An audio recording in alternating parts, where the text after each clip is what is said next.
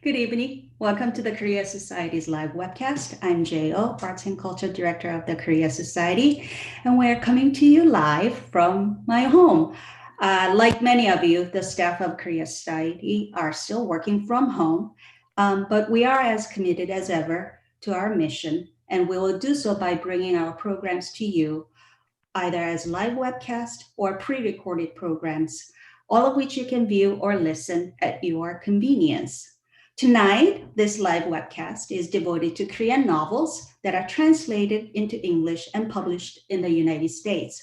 We will be focusing on 7 books that are being published this year, and we especially want to highlight the tireless work of translators who bring these books to English speaking audiences. Our wish is that we'll provide you with enough information and previews of these books so that if you haven't, you will order all the books as soon as our program is over. And for that, we are extremely grateful to have Professor Jae Won Chung as speaker tonight. Professor Chung is assistant professor at Rutgers University, New Brunswick. He holds a PhD in Korean Studies from Columbia University and has taught at Ewha University in Seoul and University of Colorado Boulder.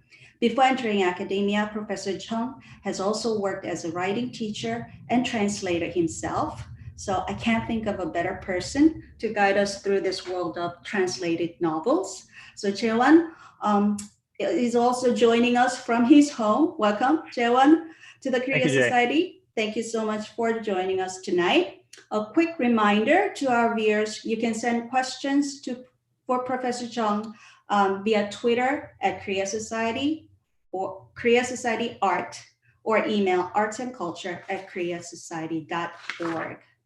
So before we delve into the 7 books, which I'm really excited to talk about, I do want to take a moment to talk a little bit about, shall we say, the history of Korean novels being translated into English and published in the US, because this is a pretty recent phenomenon, isn't it? To see Korean novels being translated and published in the commercial market. Not to mention that US market is notoriously difficult for foreign novels to break into. So let's start with a little bit of like how difficult it is for a translated novel to be commercially successful in the US. Do we have any sense? I know there aren't that many in terms of the volume.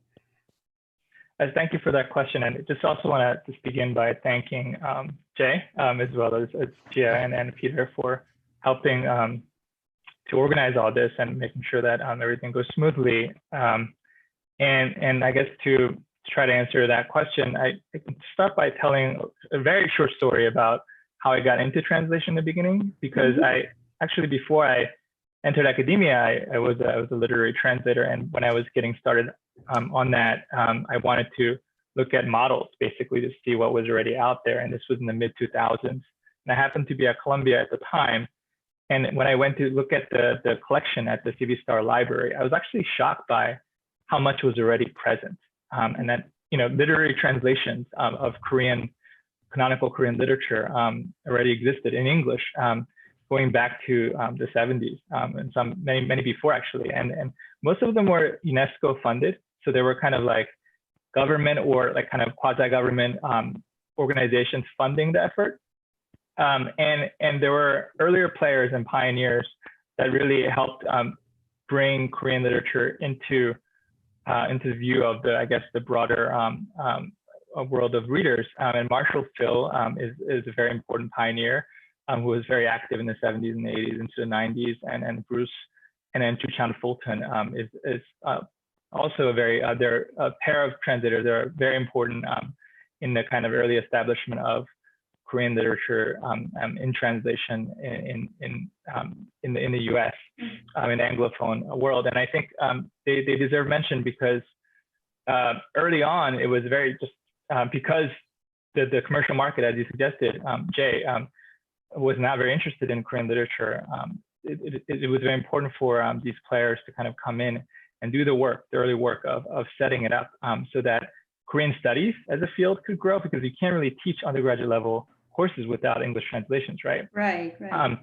But the problem that you're pointing to, Jay, this issue of like, how do you break into the commercial market? How do you make it so that it's not simply speaking to a smaller audience that may be interested in Korea for whatever reason, right? How do you make it more broadly accessible to a general public? So as you rightly suggested, that shift to the commercial market is a fairly recent phenomena.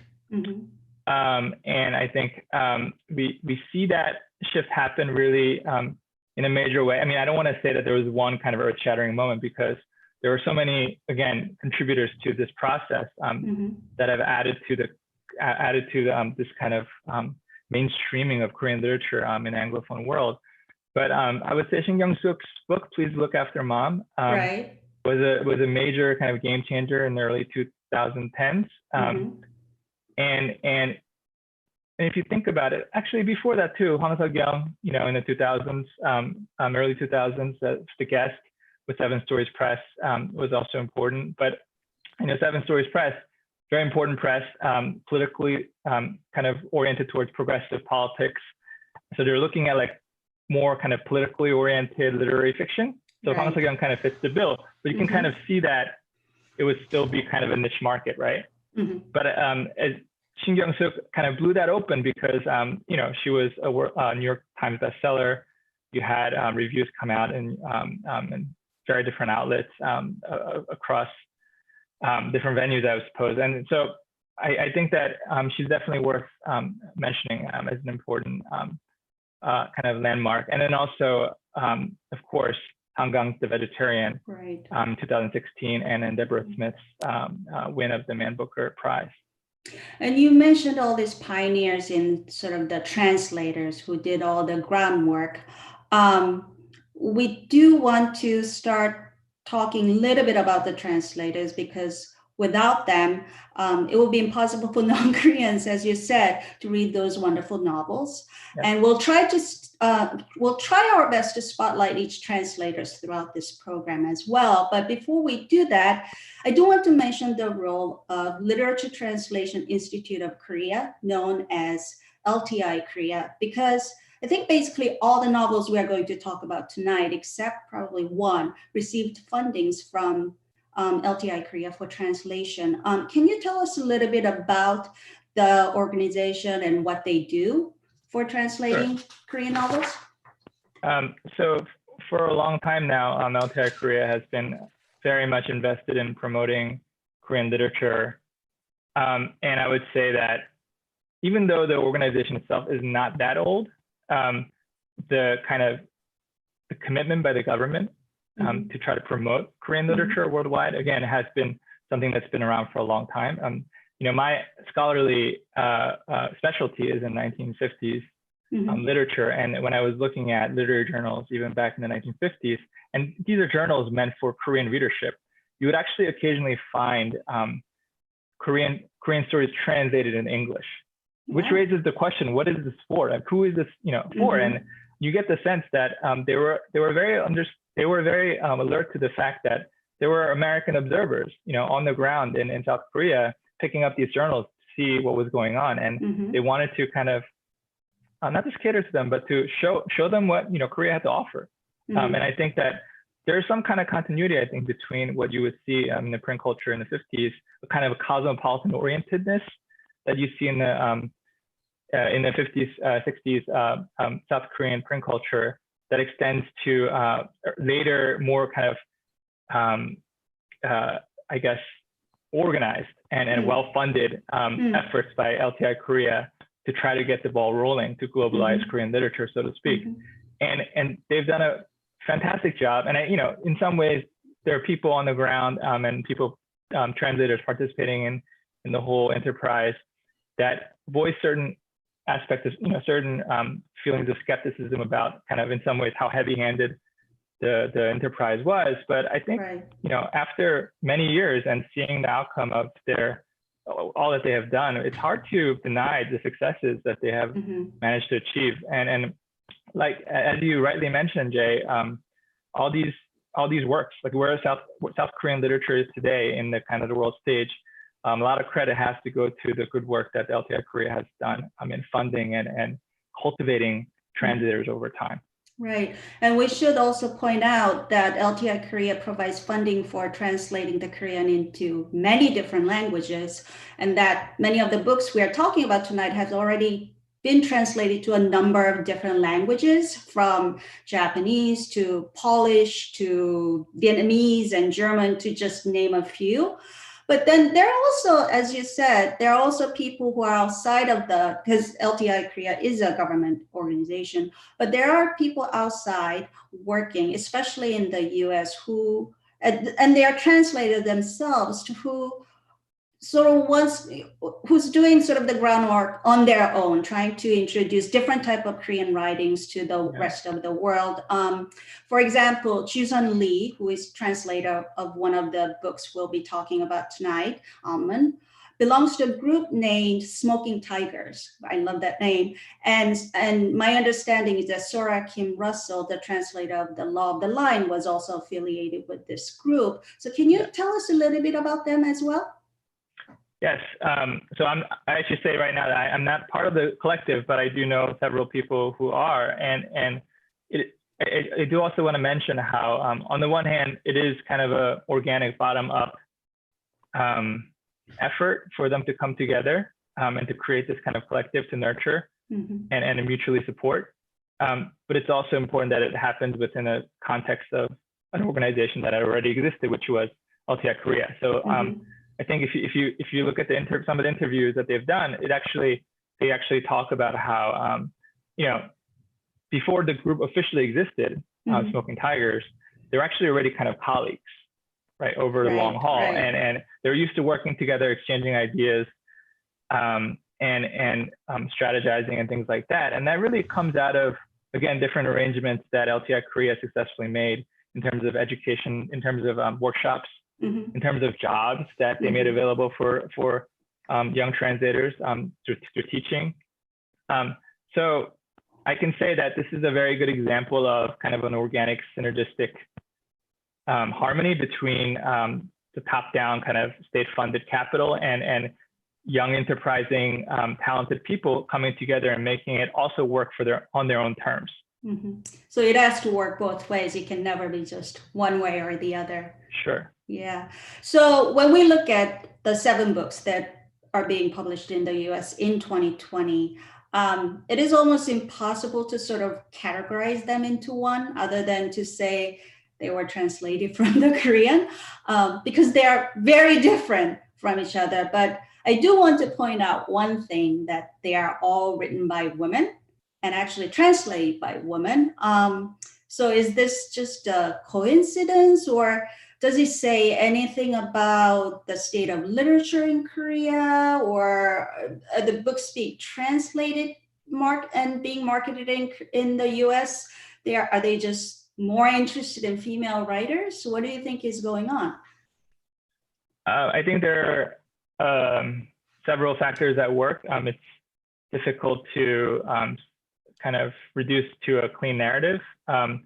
Certainly, I would say that women writers in the contemporary era are really producing wonderful, important, representative work in these times. And I think it's also might be helpful to kind of contextualize and historicize that as well, because for many decades, and if you look at the history of modern Korean literature, the idea of the woman author or Yeonyu 작가, they were always kind of marginalized and ghettoized and kind of condescended to. Even if they wrote important works, they were always received in very gendered terms, right?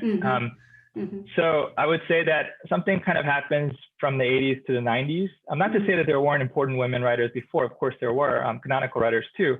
But something happens in the 80s to the 90s when, with the democratization of South Korea, you have a shift from a kind of fiction that is focusing on mass politics and kind of collective history making. There's a shift away from that to the personal and interior.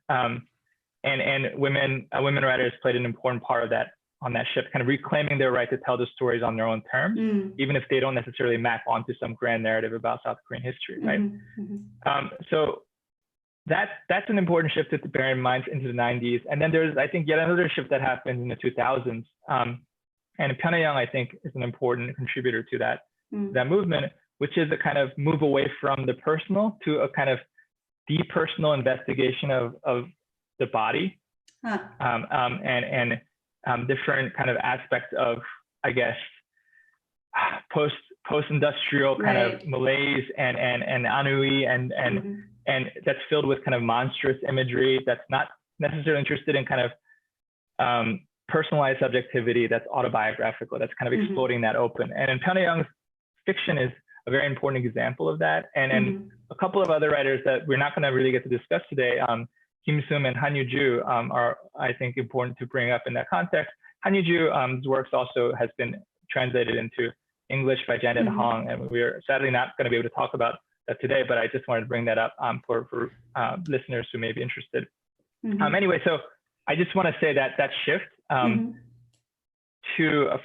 the 80s to the 2000s is something that we should bear in mind when thinking about the kind of the position of and the clout that women writers exercise now today in South Korean literary field. And it is representative. And so in that sense, what we're seeing here in the US, when we're seeing their works and translated, it's not as though it's a kind of a distortion of what's happening in South Korea. It is, in that sense, a pretty good representation of how readers are invested in these works. But I think it's also important to bear in mind that that there is a kind of tendency to orientalize and feminize foreign fiction in general in the United States. And that certainly is the case in Asian fiction that's translated in the US into English. So, and I don't not bring this up to diminish the accomplishments, of course, of the writers and the translators, but that we should be vigilant about the tendency so that we can critique it and be aware of it. And also, I mean, the fact that the two big examples you mentioned at the beginning of this talk, Shin Kyung-suk and Han Gang, they happen to be also female writers. And for the US publishers, I'm sure, you know, maybe they are looking for the next Han Gang, maybe they're looking for the next Shin Kyung-suk. So we can't really completely ignore that. But so let's talk about the books. I'm really excited. So I believe you have the some slides ready. Yes. So we will talk we'll talk about the books one by one. One by one, yep. And we'll try to give you a little preview. Great. So we're gonna start with Almond, written by Son Won-pyong, which was translated, as I mentioned earlier, by Ju-sun Lee. It was published in Korea in 2017, and it is still on the bestseller list there after almost 3 years. The author, Son Won-pyong, my understanding is that she was actually a filmmaker, and this is her first novel, and it has been translated into 12 different languages already. It is a young adult novel. I do want to point that out.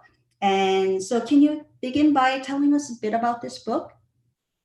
Sure. So the story is about a main character named Yoon-jae, who has a condition called Lex Die Mia, which means that he can't really identify with or feel emotions such as fear and shame. That these are emotions that ordinary people take for granted, I suppose. But he has a problem feeling them. And so the beginning of the story, we find out that his mother actually does a very good job of nurturing him and trying to make sure that he can lead a normal life. But then by the way, Jay has warned me not to give away any no spoilers points. So I'm going to do my best to, keep it kind of spare, keep my descriptions of the books as spare as possible. Something traumatic happens. Traumatic happens, yes. Yeah, traumatic happens, and then he has to kind of cope with the after effects of that. And then the story kind of charts his recovery through his forging of relationships with a couple of characters. One, a boy named Kwon, who is an outcast for a different reason. He's a very much of like a violent bully type character, who's a misfit for reasons that readers find out, and then they form a very interesting friendship. And there's also a girl, kind of a blooming love story in the works as well. And so that's sort of the cast of the book to draw the reader in. And it's a very interesting book, I thought, in a sense that you can kind of tell that the writer is a filmmaker. It's very almost cinematic. You can almost see the every scene in your head as you are reading it. Yeah. And it's also in a strangely familiar book. I don't think there's anything. Yes, the names are Koreans, and it happens in Korea, but a lot of it seems to be very familiar to the Western audience, don't you think? What did you think of the sort of the plot without giving too much away? Sure. Well, we also don't want to generalize about the so-called Western audience, but I do agree with you about the accessibility of the book. I think one way of putting it is it's extremely disciplined about storytelling. I actually tend to like novels that actually kind of sprawl and meander in different ways. There's a kind of pleasure to be had with that. But with this, it's much more kind of compact. Every chapter has it's written very deliberately. It's doing very particular kind of work to drive this story forward. And I get the sense, and that's sort of maybe what you're talking about when you're talking about the cinematicness of it.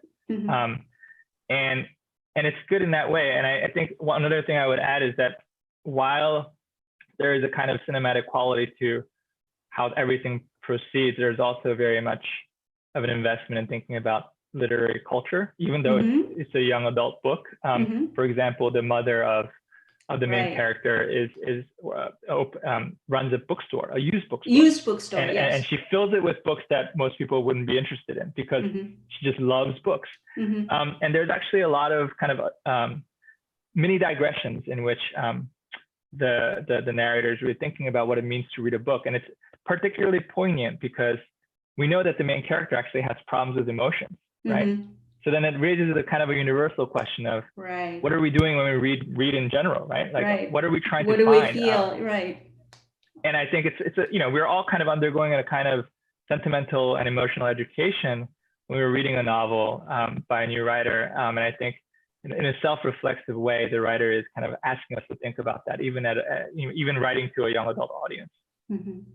And I believe the author has mentioned that she started writing when she had her baby, and she started to wonder what it meant to truly love a child. So that's one of my favorite thing about this book was that the love of the mother for her son, who is very different and somehow cannot quite show his love for her. And also actually the grandmother character, the mother's mother character, which I thought was a really fascinating character in this book. But it was just a very lovely sort of a introduction to the youth adult novel, which I don't think many people will know about. That yes, the Koreans actually have youth adult novel, and that's a genre that exists. And then we actually have another book that I was actually quite surprised to find out that it was marketed as a young adult novel, at least in Korea, and that is Kim Sagwa's Be Book and Me, which is translated by Sun Hee Jung. I believe this is the first publication in the US for both the writer and the translator. But as I mentioned, this is not the first book by Kim Sagwa. Can you tell us a little bit about Kim Sagwa? Sure. So she's actually the earlier books that she's known for also dealt with young people and youth culture. And it's actually, they were considered to be very disturbing. And then they were obviously meant for adult readers in the sense that they contained a lot of violence and vulgarity and a sense of kind of nihilism. And Kim Sagwa has gone on record to basically say philosophically she tends towards a kind of nihilistic belief, right? And her fiction reflects that. So it's very interesting to see her pivot towards a young adult novel and to see what kind of outcome that would produce. And I think in a way, I think it's effective because it doesn't condescend. You know, it doesn't Yes. feel like, I mean, it's a story about, it's a coming of age story. There's it's undeniable. It's a coming of age story. So there's something heartwarming about that, or at least some life affirming about that. But it also doesn't pull any punches in terms of the lessons that one must go through to undergo the transformation to become what they call an adult. Yeah. It is such a bleak picture of adolescence, so to speak. And I didn't realize until like half of the book that they're actually much younger than I thought they were. I thought they were like high school students, but then I realized they must be like 8th graders or like 9th graders at most, which was really kind of shocking. But also what's interesting about this book is that it mentions the life outside of Seoul. I think a lot of the Westerners, when they think of Korea, you know, the image of Seoul and all the, you know, cultural capital and everything about this whole sort of comes to them. That image comes to many people. This book is very particularly talks about that people who do not live in Seoul and what that means for those people.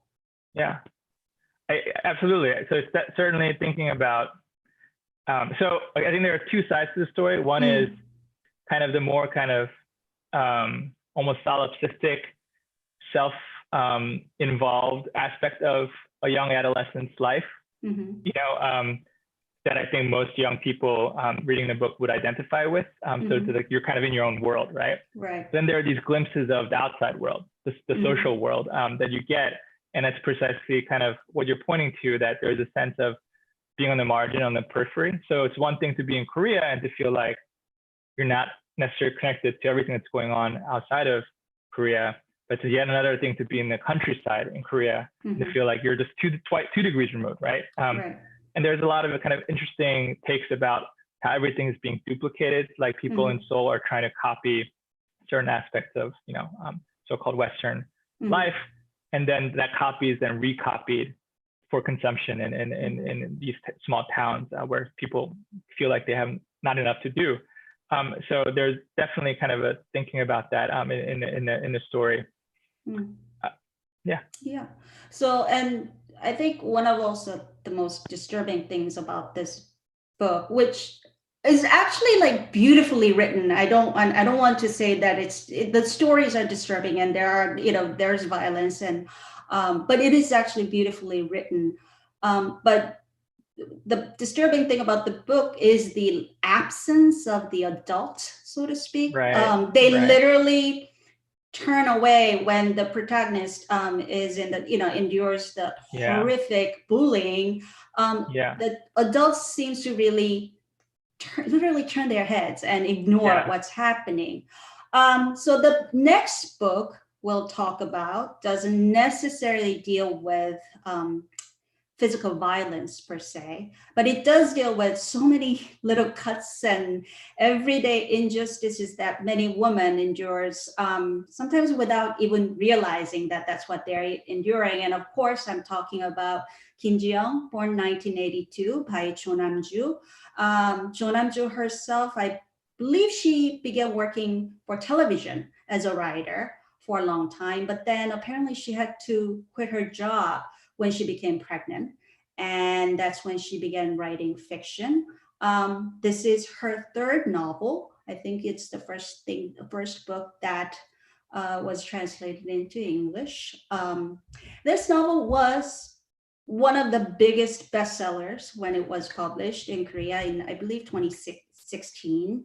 But it's also was a very polarizing one. So can you tell us a little bit about Kim Ji-young?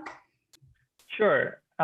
So I believe Itami Kim has a good write-up about the book in the New York Review of Books, which, by the way, this was before it was translated. So that alone was a kind of a benchmark, major benchmark in a sense that milestone in a sense that you know, I believe it was the first time that a South Korean book was covered before being translated like that in a platform, in a venue like New York Review of Books.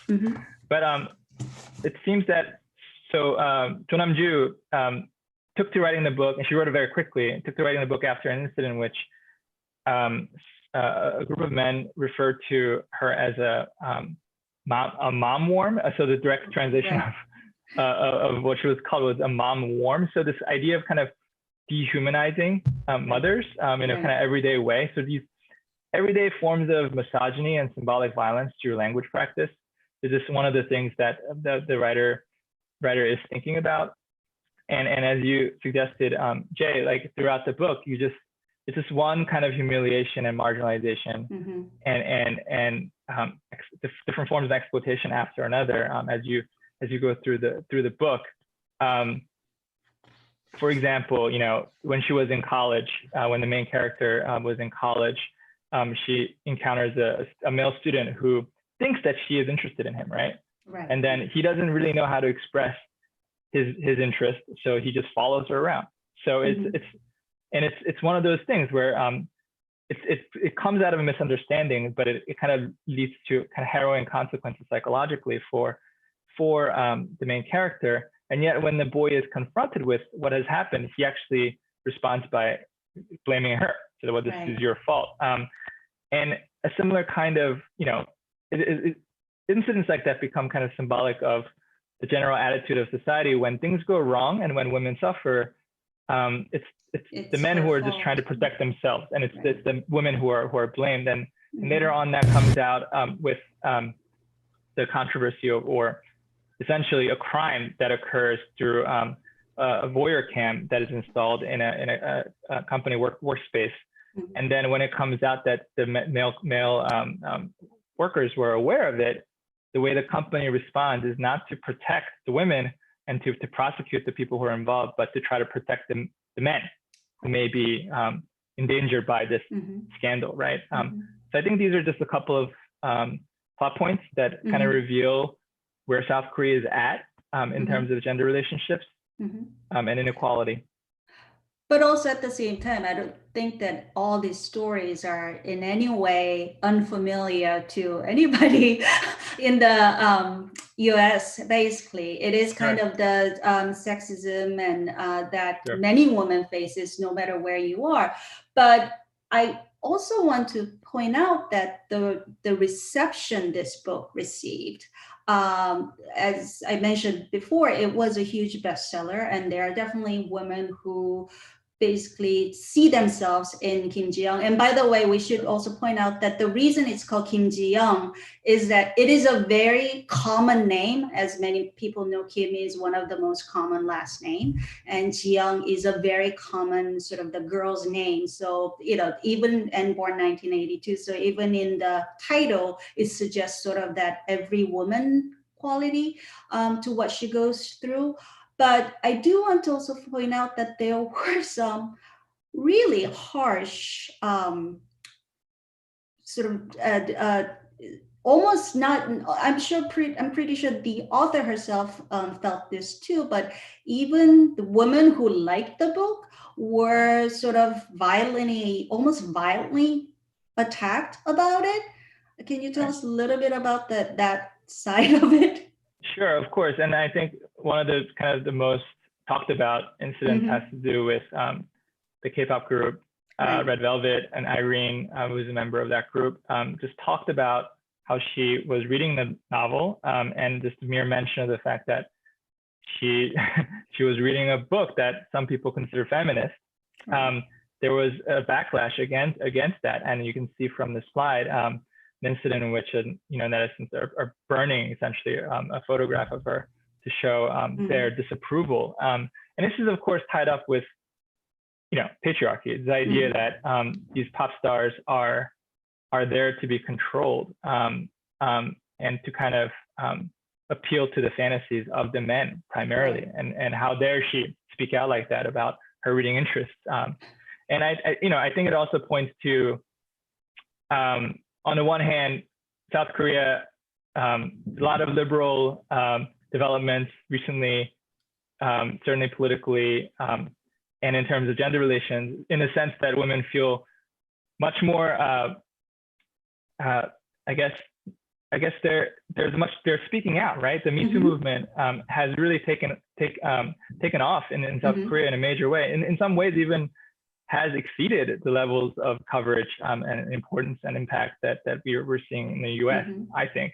So they're mobilized, but there's also the backlash against that, the kind of conservative masculinist backlash. That's also a phenomena that we should pay attention to in South Korea today. Right. And then there's another book that was also described as a feminist novel, which is The Disaster Tourist by Yoon Go-eun, translated by Lizzie Bueller. We can't say too much about this book because it's actually not out yet. It's coming, it's going to be published in August. So I certainly don't want to give away the ending of this book or, any major plot points, but this book has a very interesting premise, doesn't it? Like, can you start telling us exactly what is the disaster tourism? Sure. So by the way, the original title is Night Traveler. I guess the direct translation would be Night Traveler. And for what I believe, I assume that the translation into disaster tourist was just to make it more specific. I guess Night Traveler, even though it's a great title, it's more abstract, right? So I believe they wanted to just kind of lay out what the novel was about in that sense. So some people, as Jay, you pointed out, have talked about it as a feminist eco-thriller.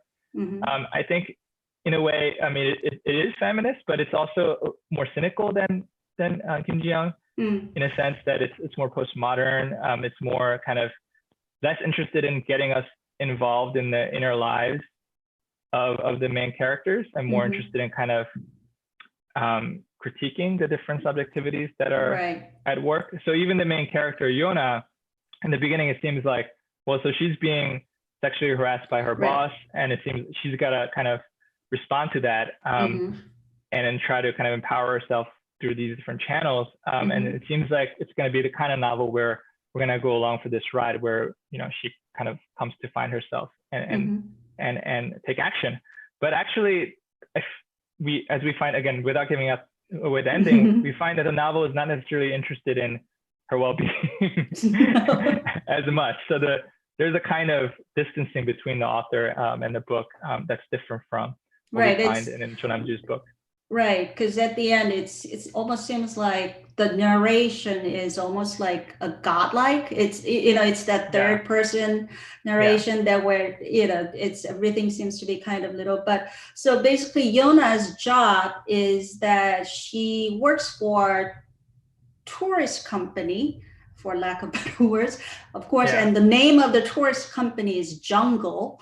And what they do is they organize these tours to the disaster sites where wherever there was an earthquake or tsunamis or whatever. After there has been a disaster, people may go there to tour around, and her job is to sort of make it into a package, right? So there's obviously the criticism of capitalism. And also I should point out that the story takes place outside, most of the story takes place outside of Korea as well. Yes. And so it's in a way, it's a kind of a fantasy space because it's a kind of a pretend Vietnam. So there's a mention of, there's actually mentioning of like kind of Vietnamese vacation sites. And then you take a small boat into this island called Mui, which, it's just a made up island. But I think it is saying something about South Korea's relationship to, what some scholars are calling the other Asia. So this idea that we have Asia, but then there's certain Asians are more privileged than others, right? And there's there's like orientalizing and exploitation happening across these different Asian spaces. And I think there's some kind of wink at, more than a wink at, that kind of phenomena. And actually, I was recently in Vietnam as a tourist, and one of the things that shocked me was that there's as much Korean in the signboards as there is English. So that's one of the things they talk about actually in the book, about the bus that's been imported from Korea with the still Korean wording on it and things like that. So absolutely. But I think it's might be strange to call it dystopian, but it's definitely something very different from all the books that we've been talking about so far. And I think Disastrous Tourist is just one of many books that shows the diversity within Korean literature too. And I actually wanted to bring up a question from one of our viewers, which we received earlier. Anne, I hope you're watching, has asked via email everything I read in translation. And she mentioned that she read Kim Jong, born in 1982, has been more serious or literary. So this made her wonder whether there was less of a market for quote unquote popular fictions, such as mysteries, thrillers, romances, fantasies in Korea, or is it just what has been translated so far? I think there are two answers to this. So the first one is that literary part. Definitely, there is that tradition of literary in Korea, and a lot of the novels has received a lot of the, or the writers have received literary awards and things like that. So can you tell us a little bit about that aspect of it? Sure. So I guess we'll eventually talk about 7 Years of Darkness, which is Jung Yoo-jung. So Jung Yoo-jung is a really important figure in that, in the sense that she is an unusual case, that she eventually does debut, but not until, I think her early 40s. Right. And one of the things that she's known for is that she kind of didn't care about certain things that literary writers were supposed to care about. So she's this kind of plot-driven thriller, like much more kind of openly genre writing. And I guess one way of comparing it would be to the kind of brouhaha that erupted after Stephen King was published in New Yorker. Right. So this kind of idea that, these worlds should not meet, right? So, I mean, there's a history behind that. And even before, I guess, for decades, there has been this kind of understanding of proper literature, or like full-scale literature, 본격 문학, versus like mass literature. And that kind of divide has existed in South Korea for a long time. And there are things that kind of map onto, map neatly onto the American context, and there are things that don't. So it's hard to kind of compare everything. But I think one thing to bear in mind is that in South Korea, it's actually easy to publish if you want to publish. But in order to be recognized as an author is another bag altogether. And in order to be recognized as an author, then you have to go through this competition system where you're writing works that get recognized by the establishment, which is the 문단. So you have to 등단, you have to enter into the literary establishment as an author. Right. So I think that system is slightly different from the American context. But at the same time, I think there is a much more opening up in general, and literary writers are playing with genre conventions and forms of mass fiction, as we'll find in some of the books we're going to talk about. Disaster Tourist is certainly that. I don't think Disaster Tourist is necessarily marketed towards mass fiction. It's playing with mass fiction tropes. For example, the disaster narrative that you can find so often in blockbuster cinema, that became kind of a thing in South Korean film in the mid-2000s onward. So I think writers are kind of playing with that convention without completely giving in to what those genres stand for. And we actually have the, two books that kind of fit into that category. I guess you could call them the thrillers. So Pyun Hae-young's The Law of the Lines, which was just published, I believe, last week. And Jung Yoo-jung's, as you mentioned, Jung Yoo-jung's 7 Years of Darkness, which will be published in June. Let's begin with Pyun Hae-young, The Law of the Lines. This is her third novel that has been translated into English. Some readers may be familiar with her other novels, City of Ash and Red and The Hole. So let's talk a little bit about The Law of the Lines first. Sure. So there are two threads, both having to do with women. One woman is, it begins with finding out that her father has passed away through some event, a violent event. Right. And then there's Ki-jung, who's a teacher. Right. And interestingly, another kind of connection to other texts we're talking about today is it's also said in school that Ki-jung is a school teacher. So and then there's a problem student, almost as though like he stepped out of a book by Kim Sa-hwa or Almond, right? And then there's a thinking about power, institutionalized power, and how people through their kind of everyday practices can reproduce these kind of unjust forms of power play. And so it begins like that. And then I guess the tension of the kind of the quasi thriller that Hae-young Pyeon is going for is the us trying to figure out how those two threads how do they connect. meet? Right. What's the relationship between the two? And another thing I think important to bring up is the pyramid scheme that they're part of, and then the Goshitel space that, again, it's we get a sense of the Goshitel is like not like a boarding house, but it's like a very, very crummy living situation where you have these kind of tiny rooms, many of them windowless. You pay very little to stay in it, but it's a kind of, it has devastating consequences for your psychological well-being if you stay in spaces like this for a long time. And yet many young Korean people have no alternatives. Right. So go ahead, please. And the pyramid scheme, it just reminded me, I know this came out years ago in Korea, but it kind of reminded me of the whole Shincheonji scandal with, sort of that kind of, capturing all these young people with not much prospect and sort of drilling these new ideas into their head, and then literally working them into debt so that they can never escape. It's, it's terrifying when you think about it. But as you mentioned, it is about the thrilling part about this book is how all the different sort of the threads of the story, not just about the two women, but there's also other people who are involved. But it's not like a typical whodunit per se. It's not like, we're not looking for the killer per se. And I guess 7 Years of Darkness also falls into that category of thriller.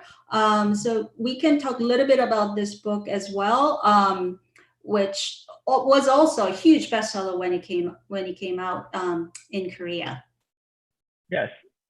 So the plot setup is there's a boy named Seo-won who is, again, being bullied in school because because it was like national news that his father is a convicted murderer, accused of and convicted of killing his wife and a young girl.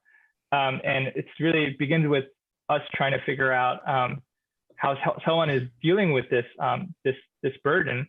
And then there's a mysterious manuscript that arrives that appears to be a novelization of the events that occurred 7 years before. That actually lays out certain things that Seo-won wasn't aware of. And so then it's like a story within a story, right? So then the reader you plunge into the events from 7 years before, and then we're thinking about how the main character, Seo-won, is going to respond to the new revelation, and what can be done to correct the wrongs that have occurred in the past. Right, and it is a great storytelling, and there's no question about that.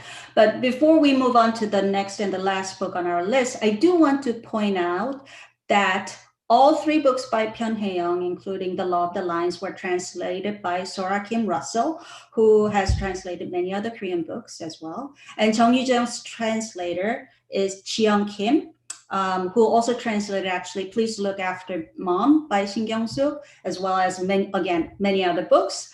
So it's as wonderful as it is to see young first-time translators like Chusun Lee and Lizzie Bueller. I believe she translates some short stories before, but this is the first novel-length translation. It is also very heartening to see the more experienced and published translators like Sora Kim Russell and Jiyoung Kim, and I really truly hope that they get the credit they deserve for all they've done. But probably one of the most well-known translator of the Korean to English book is Deborah Smith, who translated Hangang's books. And she translated the last book we're going to talk about, Untold Night and Day by Pesua, which, again, it's unlike any other book on this list. Tell us a little bit about this book. Okay, so this is a difficult book to describe, as Jay suggested. So you begin with a former actress named Ayami, who works at a theater for the blind. So the performances are kind of held in darkness, and then there are sounds, and then many people who attend them are also blind themselves. Right. She's not even really an actress in that theater, but she works at the theater. So that's the that's the kind of the first thread. And then, it's very atmospheric. So one of the first kind of riveting moments is when she starts talking about how she hears this faint radio signal. Mm-hmm. And then she said, it's like someone reading a book out loud, very slowly, like a distant muttering. It's like someone talking to themselves. So she hears it, and then she's complaining about it to her director, but it's not clear where the sound is coming from. So it's very, very eerie. So it kind of starts like that. And then a lot of the conversations seem very mundane that occur after that. But then the second thread is about a man named Puha, who wants to become a poet, not because he's a writer, but because he once saw an image of a beautiful poet, and he thinks he's found her, and he starts following her around. And there's a third thread I won't go into, but essentially you have these threads, and you have a common character that emerges across this thread named Yoni. Mm-hmm. So one of the things you're trying to figure out is who is this Yoni, and how do these three pieces fit together? Right. And if they don't fit together, why do they not fit together? And that becomes kind of the central mystery and the pull of the novel. And I personally think it works really well. Mm-hmm. It reminds me a lot of a postmodern writer named John Hawkes. Mm-hmm. And also, if you're into film, David Lynch's Mulholland Drive is certainly a film that I was thinking about as I was just kind of bathing in the atmosphere, basking in the atmosphere of the book, and the eeriness of the book. And certain parts are actually quite terrifying while seeming very mundane. Right. So I recommend it very much.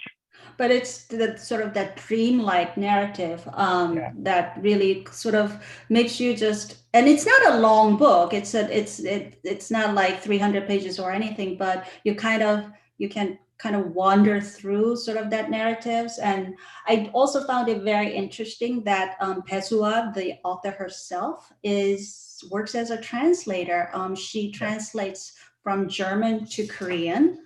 So I hope this gives you, our viewers some idea of just the variety and diversity of different voices and styles and the genres that Korean literature can offer, really. And I'm going to apologize to our viewers because we have so many questions coming in, but we're not going to have time to sort of cover everything. So my apologies first, so I'm just going to quickly throw at you a couple of questions. So we have a question that is asking actually directly to you about teaching or working academically on translated works, teaching to non-Korean speakers. As a Korean speaker, does it change the perception of a novel or any other written work when you have to work with the translated text? That's a great question. So one of the primary skills I teach when I teach Korean literature is the practice of close reading. Mm-hmm. And I think in any literature class, that's a necessary skill to have. Mm-hmm. So in some ways, I do that in translation. So I'm using English text. Not everybody can read in Korean, right? So that's the kind of the starting point. And I have to acknowledge firsthand that a lot of the, just right off the bat, I have to acknowledge that a lot of the connotations that you would have found in the original, you have to just kind of accept that you're not going to be able to see it in translation, mm-hmm. right? But at the same time, we should give credit to the translators, because the translators also are thinking about what they're rendering on a word-to-word level, right? They're making very deliberate choices in terms of what they're going to choose and what they're going to leave behind. Actually, Deborah Smith talks about this in a very poetic way in the afterword of Untold Night and Day. So like with every book, there's the untold part. And with every translation, there's the path not taken, right? So every translated word actually has the ghost of all the words that were not chosen, right? It's very beautiful. And I think we can teach that to students, and by teaching close reading. And one way I kind of get around the problem of kind of monolingualism in the classroom is that there are at least a few students, right, who are either taking Korean or can read Korean, and try to get them involved and to get them to talk about what they see in the original, so that other students can have some feel for what the original text might contain. Mm-hmm. And then there's also the question of as you said, the path not taken. the difficulty of translating feelings or cultural meanings. How can readers sort of, is there a way for the readers to bridge this gap or understanding, or is it just, do we take the translated text as what it is? My answer to that is there's a desire to know about the culture through the text. Mm-hmm. And I think to some extent it can be satisfied, but mostly you will be dissatisfied. Because that's one of the limitations of literature, right? Compared to film, if you watch a Korean film, there's just so much information just in terms of how visuals, people are standing, right, how people are like drinking a cup of water, how they're using their chopstick, just body language. That's all information. Whereas everything has to be mediated through words in literature. But at the same time, I think it's that kind of space of the blankness that's all over literature that actually makes it more powerful.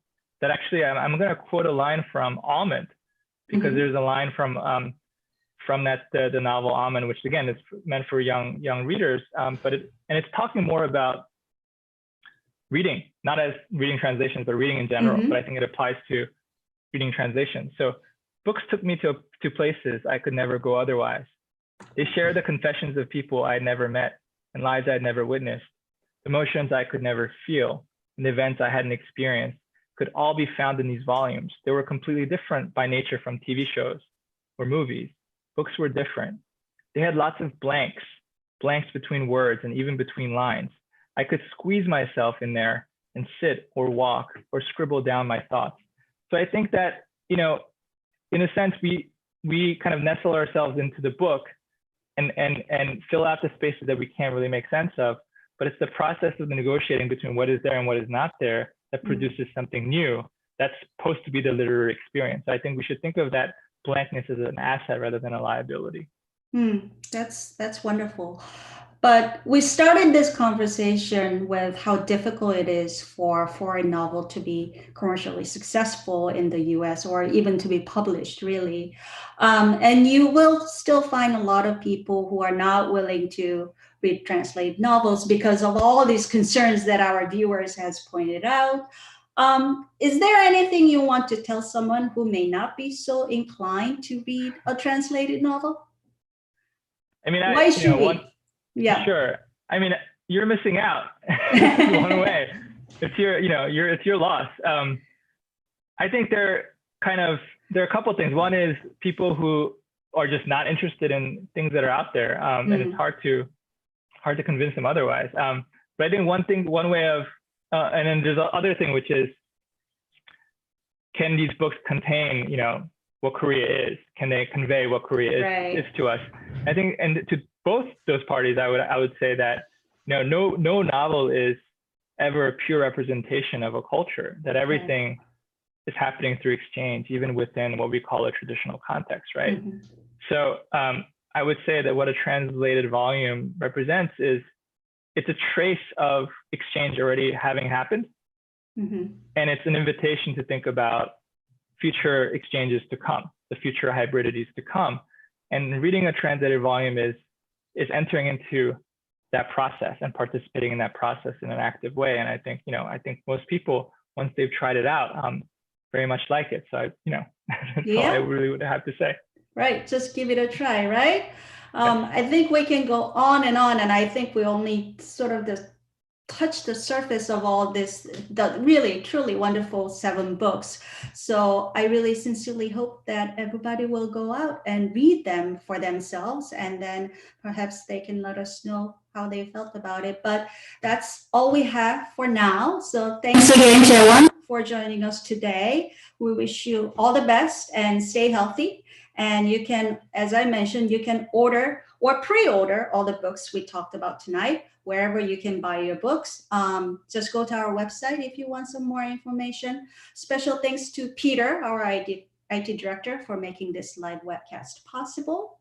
And of course, to Gia for getting all the questions and doing all the social media. And of course, our thanks to you, our viewers. We hope you'll join us again next week. Check out what's coming up on our website, when you can sign up to receive our emails or join us as a member.